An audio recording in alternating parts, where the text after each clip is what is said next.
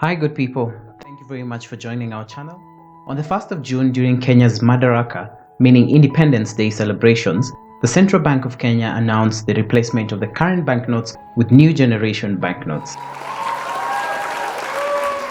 Today's video is about Kenya's new currency banknotes. Thank you.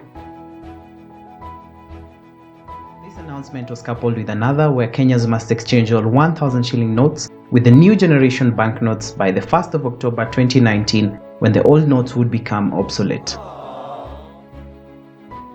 The second part of the announcement was akin to a similar decision made by the Indian government in 2016 when they demonetized 500 and 1,000 rupee notes.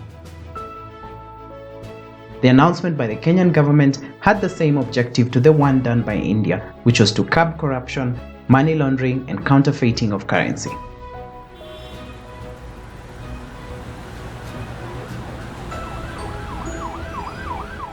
Take a trip back 9 years, back to 2010, when Kenya's constitution was amended through a referendum.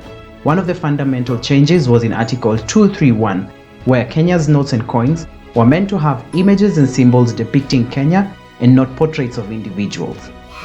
In a country where all of its currency had the photos of individuals, this meant that a significant change was coming in Kenya's banknotes and coins. The first phase of the change was done in December 2018 when the Central Bank of Kenya announced new generation coins. Unlike the old coins, which featured portraits of former presidents, this new legal tender featured Kenya's rich wildlife heritage. The second reason was to crack the whip on embezzlement of public funds and stem the issue of counterfeiting of currency in Kenya and in neighboring countries. In the announcement, the central bank governor noted with concern that the 1,000 shilling note is used for illicit financial flows in Kenya and other countries in the region. It is also believed that corrupt politicians and business people in the country are holding millions, if not billions, of illegal cash in their houses, in safe deposit boxes, and other locations. Most of this cash is held in 1,000 shilling notes, which is currently the highest value banknote in Kenya.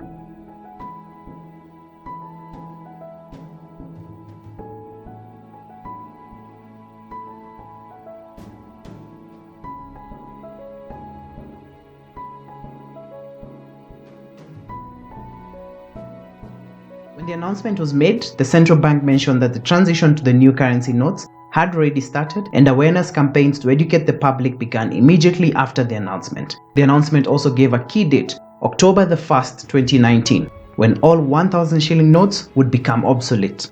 This gave roughly a 4-month window for those holding large amounts of cash in this denomination to exchange them in two ways depending on the amount that they have. Those holding less than 5 million can exchange the 1,000 shilling notes at their local bank, provided that they have an account there and they declare the source of the funds. However, those holding upwards of 5 million would need to exchange the cash directly at the central bank.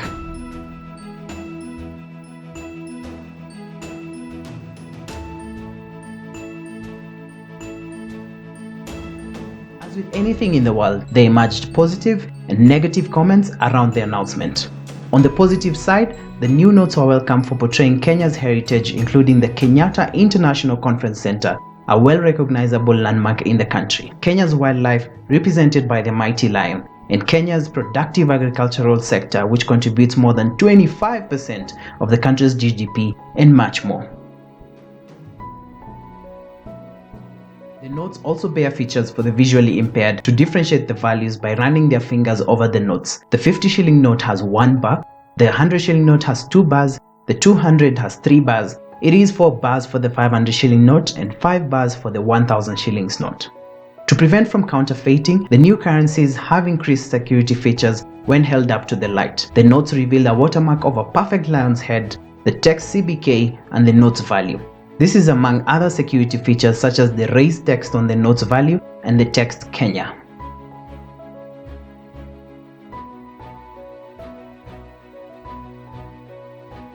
On a more critical note, as I earlier mentioned, the 2010 constitutional amendment stated that the currency should not have any portrait of an individual.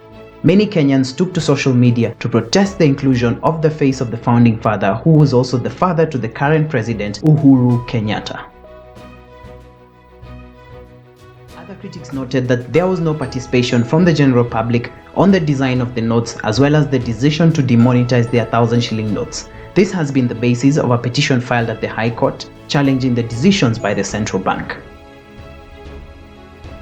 Other critics mentioned that the absence of symbols that Kenya is known for, such as athletics and football.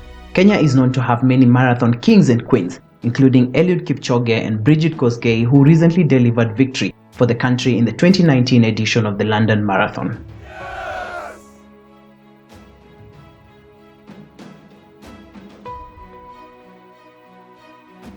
In November 2016, the government of India announced that effective midnight of the day the announcement was made, it had demonetized 500 and 1,000 rupee notes and was issuing new 500 and 2,000 rupee notes.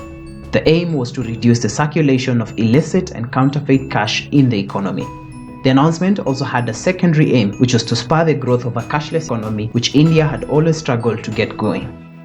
The efforts by the Indian government were recently termed as a failure because 99% of the demonetized notes were deposited into the banking system, and India is still struggling to get their cashless systems going.